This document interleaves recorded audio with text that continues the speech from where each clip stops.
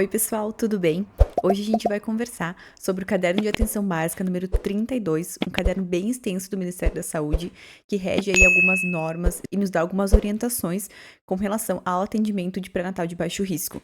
Esse caderno, ele é muito importante e extremamente cobrado também em editais aí de concurso. Tem um vídeo já no canal sobre esse caderno, mas é um vídeo muito antigo, foi um dos primeiros vídeos que eu fiz aqui pro canal. Então, buscando oferecer aí um vídeo com mais qualidade de imagem e de áudio também pra vocês. Estou regravando hoje, então, esse conteúdo e a gente vai dividir ele em algumas partes, justamente porque, como eu comentei, o caderno, ele é muito extenso. Então, para não ficar muito cansativo a gente conversar sobre esse assunto, eu vou ir dividindo, então, em partes. Então, a gente vai comentar a primeira parte, abordando essa questão do diagnóstico no pré-natal, a frequência das consultas, critérios ali de acompanhamento para o alto risco ou critérios que a gente pode acompanhar ainda na UBS e alguns outros pontos importantes. Então vamos lá. O pré-natal, ele é um momento em que a gente tem que ter um olhar diferenciado para essa mulher, com cuidados específicos para ela e para o bebê. Então, ele é um indicador de qualidade da assistência prestada à gestante, porque quando feito da forma correta, a gente consegue identificar precocemente alguns riscos e algumas situações que poderiam trazer um desfecho desfavorável para esse pré-natal. Já quando a gente não tem um pré-natal que ocorreu com a melhor assistência, a gente vê aí alguns desfechos desfavoráveis, como, por exemplo, uma sífilis congênita, onde não foi rastreado precocemente uma gestante, por exemplo, portadora de sífilis. É muito importante que a gente tenha um olhar diferenciado para essa mulher neste momento da vida. Levando em conta as taxas de mortalidade materna no Brasil, foi criada, então, a Rede Cegonha para que o profissional tivesse um olhar mais humanizado para essa mulher e prestasse alguns cuidados diferenciados para ela nessa fase. Então, um dos objetivos da Rede Cegonha é justamente a humanização do parto e do nascimento, a vinculação da gestante com a sua maternidade de referência. Então, existia um vínculo, a gestante ir conhecer antes do parto o local onde ela vai parir o seu bebê. Então, isso é muito importante para se criar vínculos de confiança e também o acolhimento da mãe e do bebê com classificação de risco. Como a gente vai ver mais pra frente, a classificação de risco, ela deve ser feita em toda a consulta, ela vai ser refeita em toda a consulta, reavaliada, né? Levando isso em conta, o profissional vai estar sempre atento para esses riscos que podem trazer alguma complicação, tanto para a mãe quanto para o bebê. Lembrando que é na atenção básica que tudo inicia, digamos assim. É na atenção básica que a gente vai ter uma proximidade dessa família, dessa gestante, e é essa equipe de saúde que consegue formar, primeiramente, aquele vínculo de confiança inicial com essa gestante, tanto com relação a receber histórico de saúde dela, a ver qual que é a situação, o contexto familiar que essa gestante está inserida, né? E ir acompanhando, então, essa mulher ao longo de toda a gestação. Então, a gente precisa iniciar falando de planejamento familiar. Apesar de não ser tão comum, a gente vê essa questão do planejamento familiar, principalmente em gestantes adolescentes, ele é de suma importância. Porque quando a gente fala de planejamento familiar, a gente não está falando somente de uma família planejando ter filhos, a gente também está falando de métodos contraceptivos.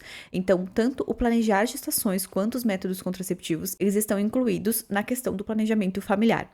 Inclusive, a gente tem lei regulamentando o planejamento familiar e garantindo, então, a todo cidadão o planejamento familiar sem controle demográfico, ou seja, a família pode ter quantos filhos ela quiser, e o direito a métodos de concepção e contracepção quando desejados. Falando ainda sobre a lei que regulamenta o planejamento familiar, inicialmente a gente tinha a Lei 9.263 de 1996, que regulamentava isso. Porém, em 2 de setembro de 2022, a gente teve uma atualização e a gente teve a Lei número 14.443, substituindo, alterando, né, na verdade, algumas questões que eram tratadas na Lei 9.263. Então, agora, nessa lei atualizada, na Lei 14.443, a gente tem algumas alterações, algumas mudanças que ocorreram com relação à esterilização. Então, quais que foram essas alterações? A idade mínima de 25 anos passou para 21 anos, quando a gente está falando aí de esterilização voluntária. Então, antes a pessoa tinha que ter 25 anos, pelo menos, para poder fazer. Hoje, ela não precisa mais, com 21, já pode solicitar a esterilização voluntária. Também não é mais obrigatório ter a assinatura do cônjuge, do parceiro.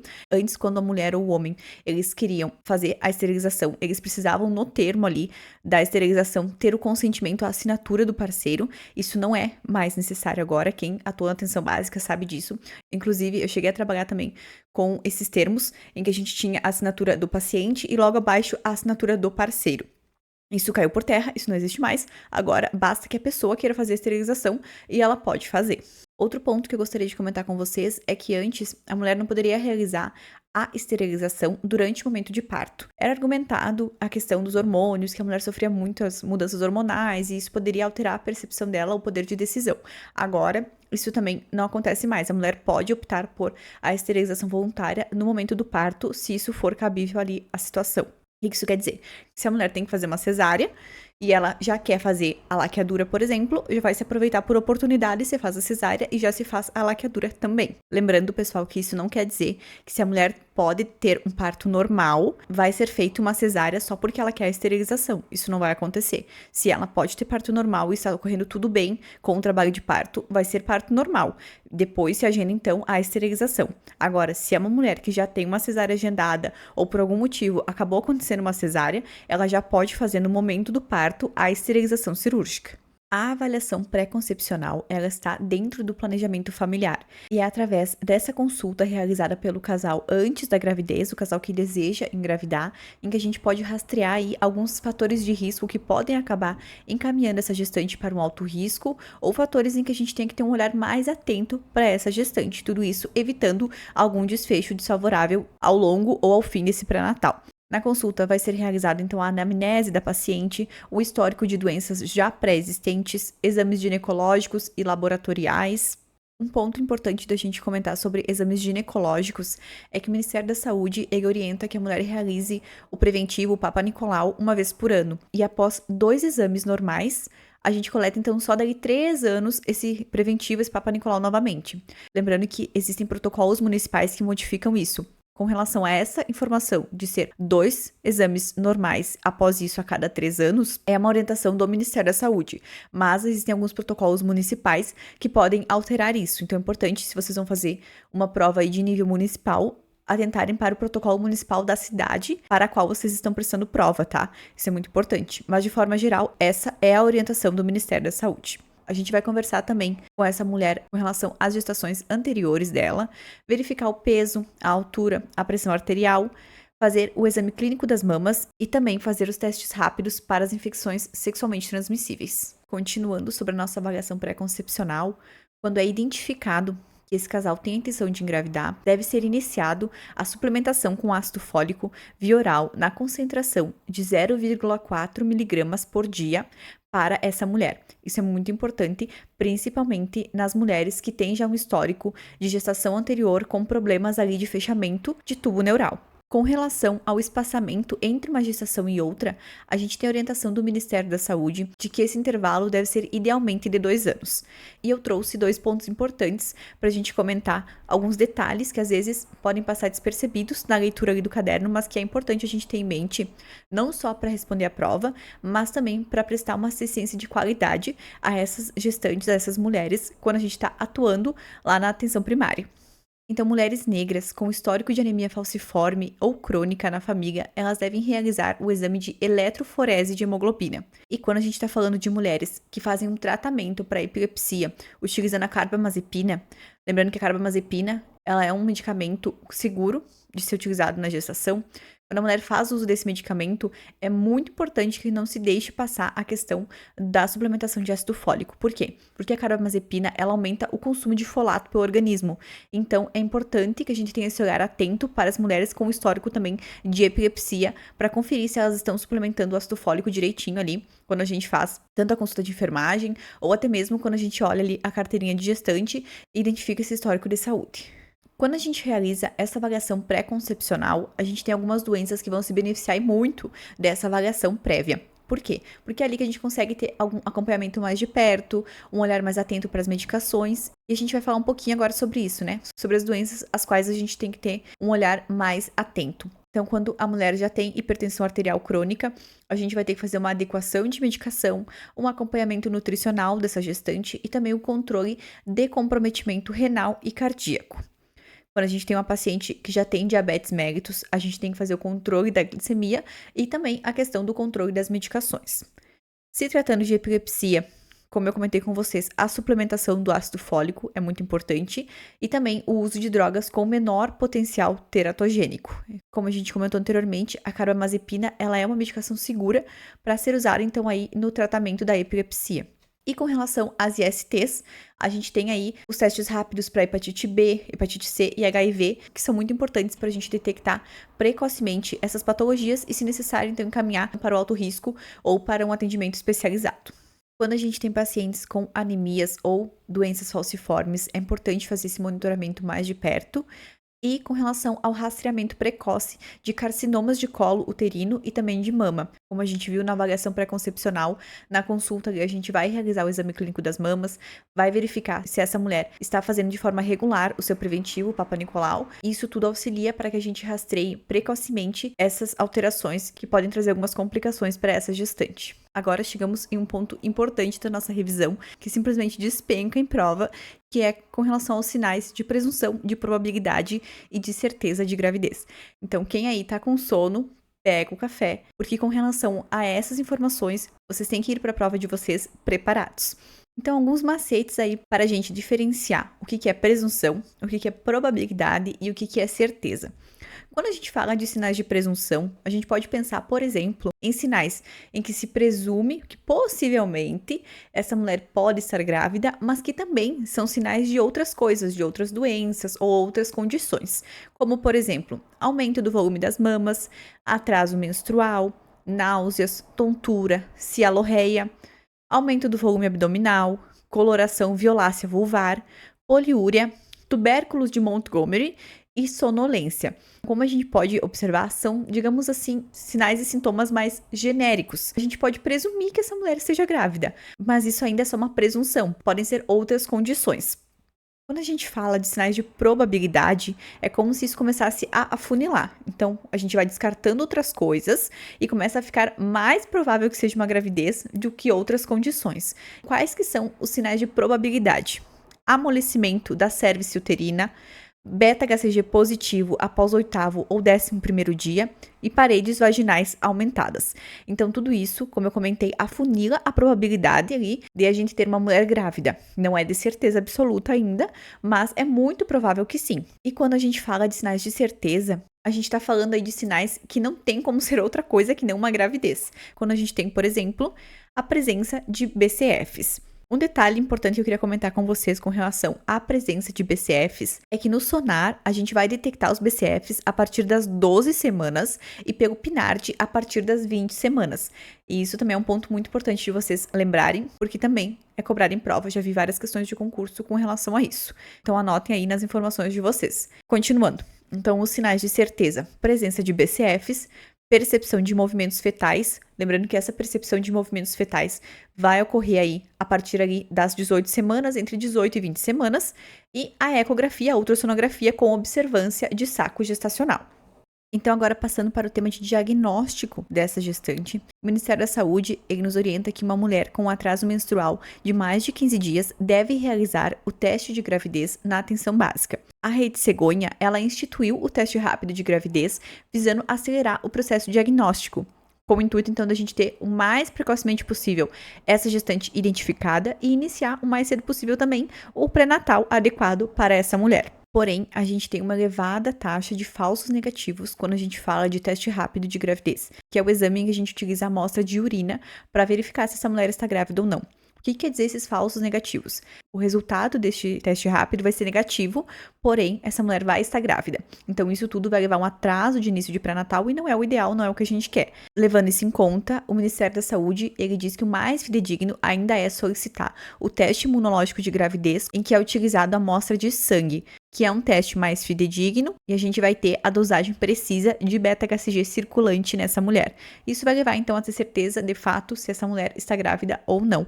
Lembrando que esse teste ele pode ser solicitado tanto pelo médico quanto pelo enfermeiro. Como que deve ser interpretado aí esse beta-HCG?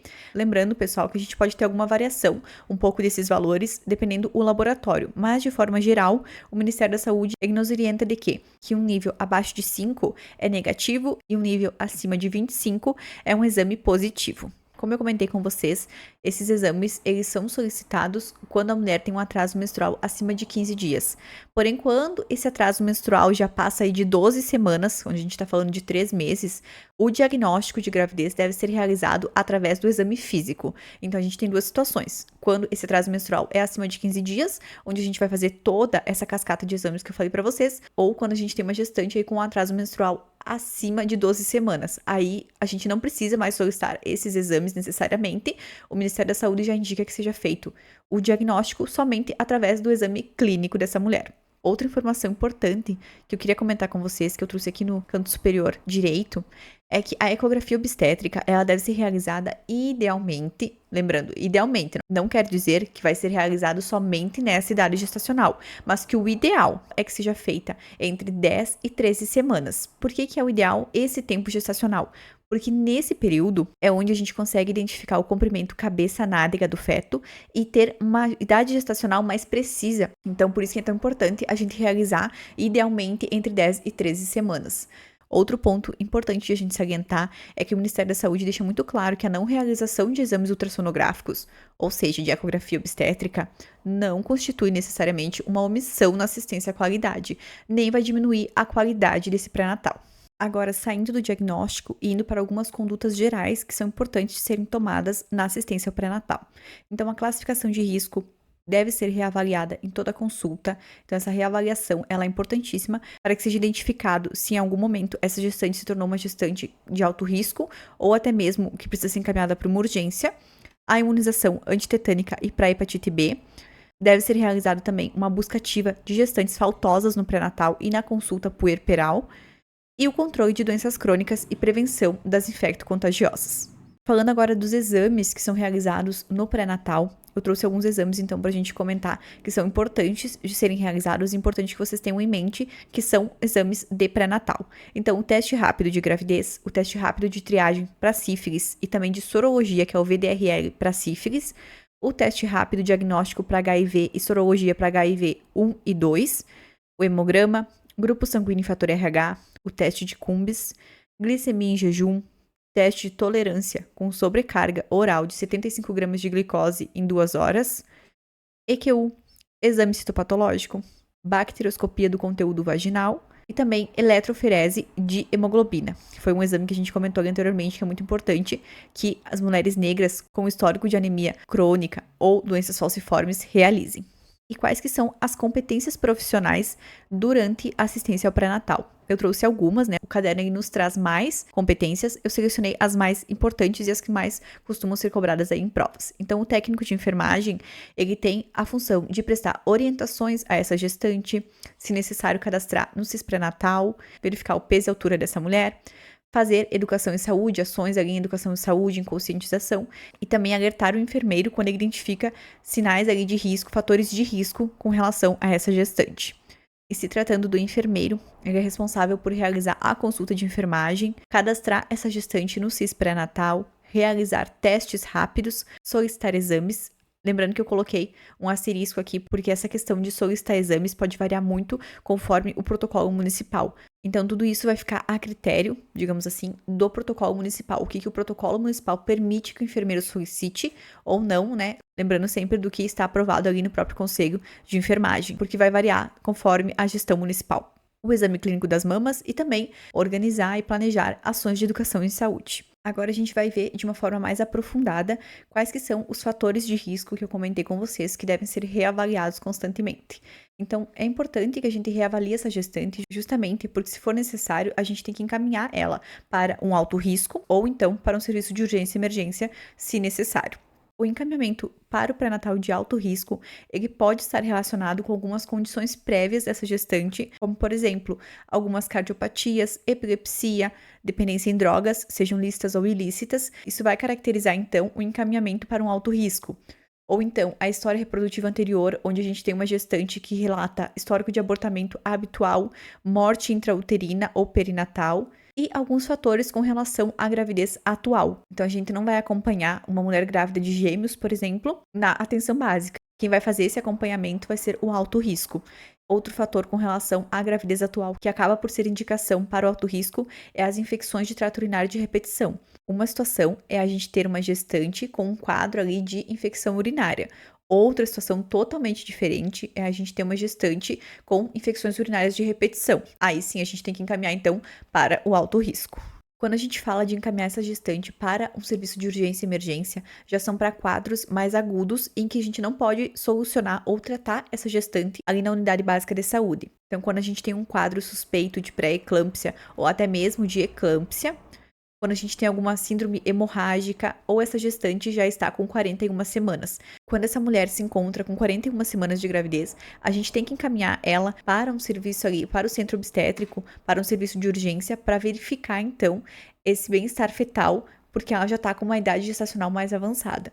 E por fim, quando a gente tem, então, uma gestante com uma crise hipertensiva, a gente também tem a orientação de encaminhar ela para uma urgência para que se resolva essa situação, então, para que se trate essa situação lá no serviço de referência.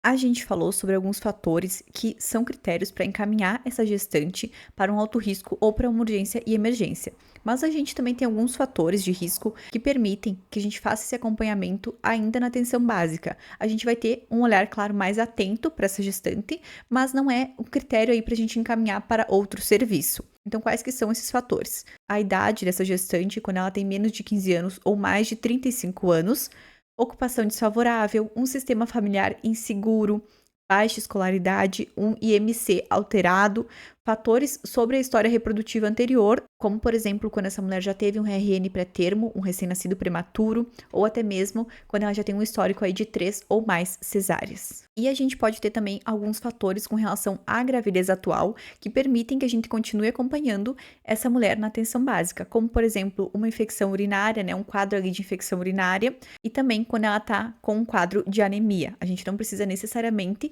por ela ter um quadro de anemia, encaminhar ela para um alto risco.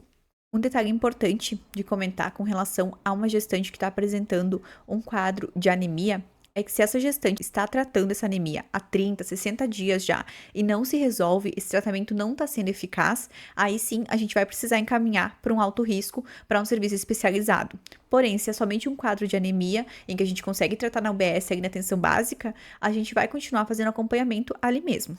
Para a gente finalizar o nosso vídeo de hoje, vamos falar de outro ponto que também despenca em prova, que é com relação à frequência dessa gestante nas consultas, o mínimo de consultas que o Ministério da Saúde preconiza. Então, tudo isso a gente vai ver agora nesse slide. Como a gente comentou inicialmente, é através do pré-natal que a gente consegue assegurar um desenvolvimento da gestação saudável e um parto também saudável e humanizado para essa gestante. E é através também das consultas que a gente vai assegurar essa assistência de qualidade para essa gestante. Então, qual que é a frequência das consultas? O Ministério da Saúde, ele preconiza que sejam realizadas, então, pelo menos 6 consultas até o momento do parto. Esse é um detalhe que simplesmente despenca mesmo em prova, pessoal. Esse slide, eu acho que é o slide mais importante de todo o vídeo, porque justamente esses pontos frequentemente são cobrados em provas de concurso de enfermagem. Então, a frequência das consultas, qual que é o mínimo de consultas, o que é um pré-natal precoce. Então, vamos retomar isso com bastante calma, porque é muito importante. O ideal, então, é que essa mulher realize, no mínimo, 6 consultas de pré-natal.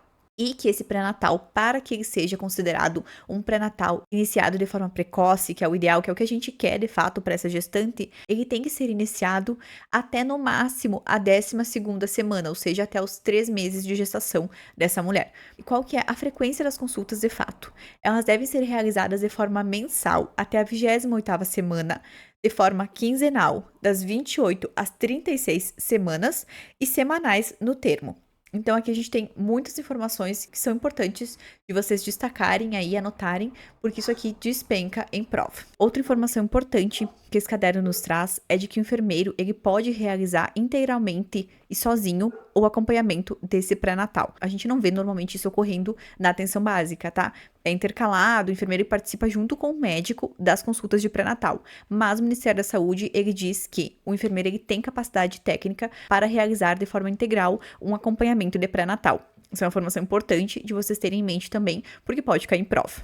E outro ponto importante de a gente falar ainda sobre as consultas é que a gente tem preconizado hoje, juntamente com a consulta da gestante, o pré-natal do parceiro. Então, isso ocorre, já é uma realidade na atenção básica. Inclusive, quando a gente agenda, muitas vezes, uma abertura de pré-natal, a gente já vai agendar também o pré-natal do parceiro.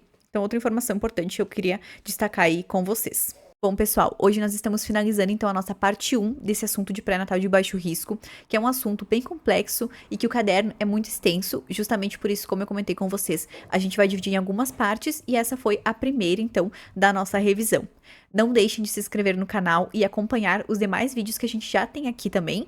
Inclusive, nós já temos uma playlist somente com resolução de questões sobre o pré-natal de baixo risco. É importante vocês também revisarem através de questões. E qualquer sugestão, qualquer feedback é sempre bom receber. Então deixem nos comentários também. A gente se vê no próximo vídeo. Até breve, pessoal. Um grande abraço.